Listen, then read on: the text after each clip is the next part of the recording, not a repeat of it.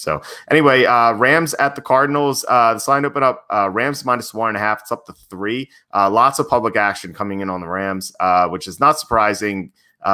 Given that they've won some big games recently, not last week, but they beat the Buccaneers and the Seahawks. So who do you like in this game?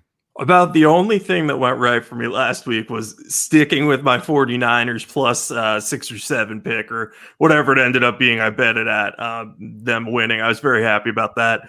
I want to like the Rams more in this game, but I don't. And I think that's a good sign. I've had a lot of trouble with the Rams this year. So I'm on the Cardinals here. And look, I know that the Rams have Aaron Donald and he'll be able to get pressure on Kyler Murray. And then you have Jalen Ramsey, who will be able to take away DeAndre Hopkins a good amount in this game.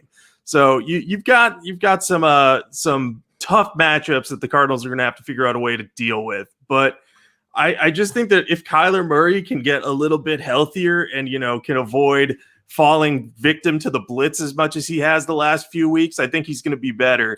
I think the shoulder was still bothering him, even just a tiny bit against New England. Hopefully with another week, he'll be feeling a little better there and be able to throw better on the Rams. But I think his mobility will give the Rams some trouble if they can negate the blitz, the Cardinals, that is. And then defensively, I think the Cardinals, they're not great, but we've seen Jared Goff just struggle immensely at times against, it could be a terrible opponent. He'll struggle against them.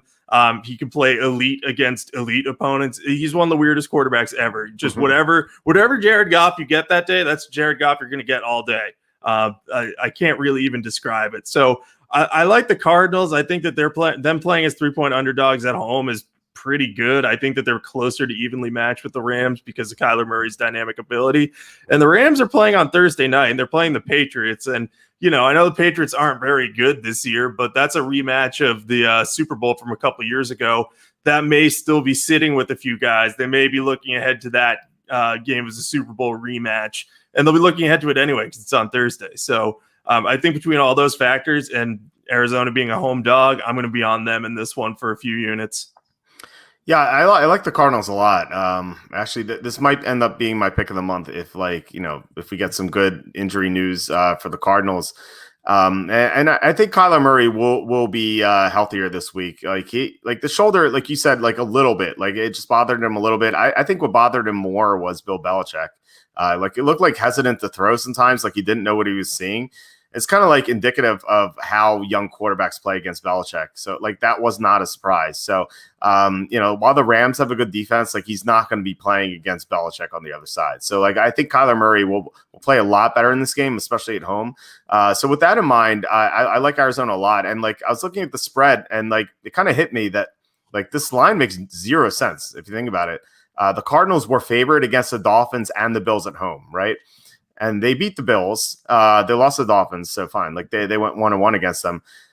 And yet the Rams are favored by 3 in Arizona. The Bills and the Dolphins are better than the Rams. They beat the Rams. And that was when the Rams had Andrew Whitworth.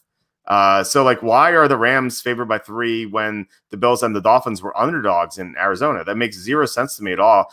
I think it's because, like I said before, the Rams had some really keystone victories against I like the Buccaneers and the Seahawks, and people remember that, and I think they're willing to give the Rams the benefit of the doubt because from the loss to the Niners.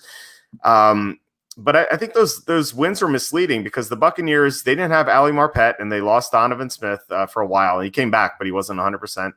And then against the Seahawks, Russell Wilson was not himself, and the Seahawks really haven't played all that well, in the past few weeks anyway. So I think those 2 wins were misleading. And I think the Cardinals' loss to New England was misleading because it was a young quarterback going against Belichick, which is they almost always fail.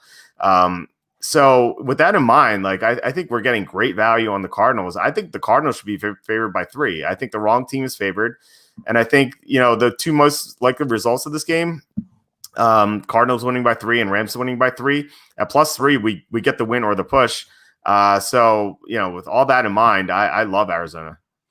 Yeah, you definitely make a good case for it. And if you look at that New England game last week too, the Cardinals left some serious points on the board before halftime. They decided to go for it on 4th down from the goal line. A good choice, but Kenyon Drake just didn't get in. If they get in there or they kick the field goal, then we're talking about Cam Newton and the Patriots having to drive for a game-tying field goal late, as opposed to going for the game winner. So we could have a really different viewpoint of this line in that case. And the Rams win over the Bucks. I mean, I think we all know what that one was about. Tom Brady has to be in bed by 9:15. And if he's not, he turns back into a pumpkin. So that seems to be the case this year, why they haven't done well in prime time. But yeah, no, I'll be joining you on the Cardinals. I'm glad I finally have a big bet in this slate, and I'm glad you're in on it too. Yeah, that's the best explanation I've heard for Brady, why he struggled. So hopefully in the playoffs, the Buccaneers get all afternoon games, until the Super Bowl. Like, he might be in trouble there. That missed fourth down, that was huge. Like, that drive began with like 7 minutes left in the second quarter.